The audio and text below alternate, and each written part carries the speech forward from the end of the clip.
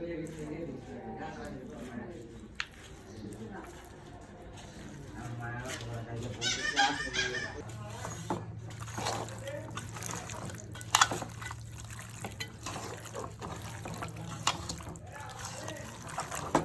মাখানো গরুর গোশ অনেক মজা।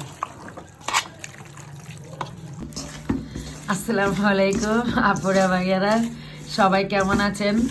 ধইনা পাতার ভর্তা বানিয়ে নিচ্ছি, দেখুন। আসলে আমারই কিন্তু জিভে জল এসে পড়তেছে বানানোর সাথে সাথে।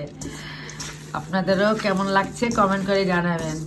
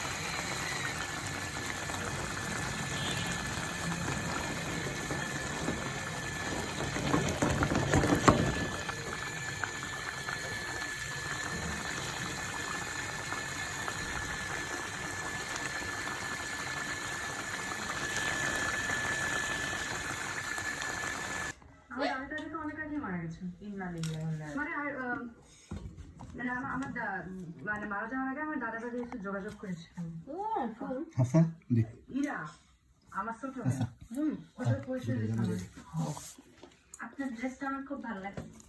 আম্মা আমার ড্রেস কিনা দাও না, এরকম ড্রেস পরবে না মা, আমি এরা শহরে পরে, আমি তোমার একটা নতুন ড্রেস কিনে দিতে।